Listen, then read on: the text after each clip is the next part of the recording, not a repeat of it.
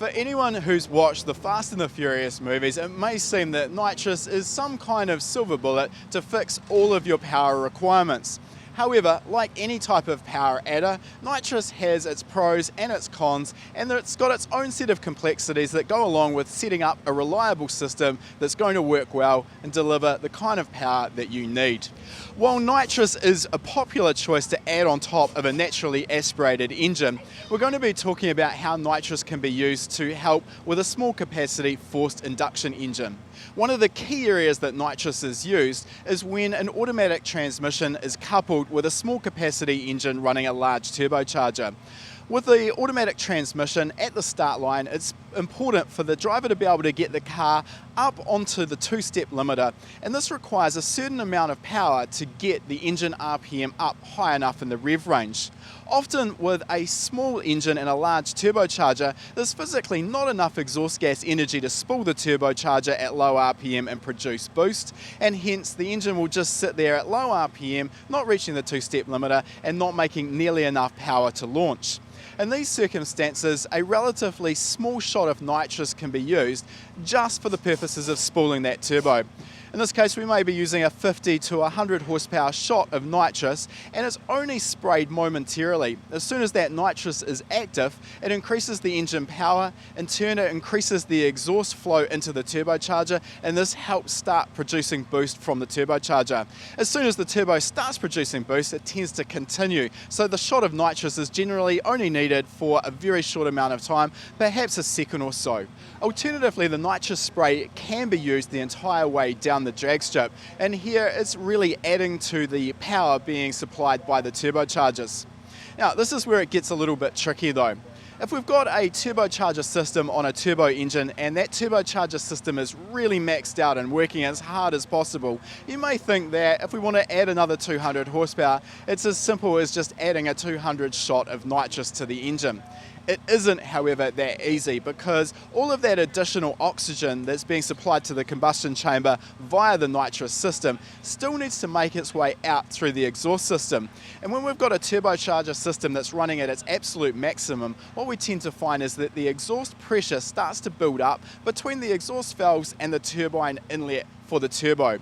By adding nitrous, this simply means we get more back pressure, and often if we add a 200 horsepower shot of nitrous, ultimately we may not see anything quite like that sort of gain in terms of engine power. That 200 horsepower shot of nitrous on a turbo system that's absolutely maxed out may, for example, only give us 50 to maybe 100 horsepower of additional engine power. So as you can see, it isn't a silver bullet to fix your power woes. We also need to consider how the nitrous system physically works. And there are a multitude of ways that nitrous can be supplied to the engine. First of all, we break these down into what's referred to as a wet system and a dry system. When that nitrous is sprayed into the engine, we're essentially providing more oxygen straight into the combustion chamber. However, to achieve a safe air-fuel ratio and also achieve the power that that nitrous system can provide, we also need to deliver additional fuel. Now, this can be delivered with a wet system where the nitrous jet provides both the fuel and the nitrous together. Alternatively, we can also have a dry system where the jet only supplies the nitrous, and in this case we need to provide additional fuel via the fuel injectors. This is a technique that's becoming more common with electronically fuel injected engines, as we have a lot of control through the ECU, and we can very finely tailor the fuel supply to make sure we get exactly the correct air-fuel ratio. Beyond this, the nitrous can also be delivered via a direct port system where we have an individual nitrous nozzle for each of the intake runners on the engine, or a simpler system where we only have a single nitrous nozzle that's generally located in the intake system somewhere before the throttle body. Lastly, we need to talk about nitrous purge systems. You've probably all seen cars pull up to the start line at a drag meet and a spray of white nitrous comes up generally at the base of the windscreen. Now, this isn't all for show. That nitrous purge system gives two functions. First of all, it gives a visual indication to the driver that the nitrous system is active and it's ready to go. More importantly though, it purges gaseous nitrous out of the lines so that when the car actually leaves the line for the first time, a constant supply of liquid nitrous is available to the engine, improving the system's performance. So there's a quick introduction to nitrous systems, and hopefully, as you can now see, it's a little bit more complex than just fitting a 200 horsepower nitrous kit to your vehicle and expecting that that's the last you'll ever have to worry about it.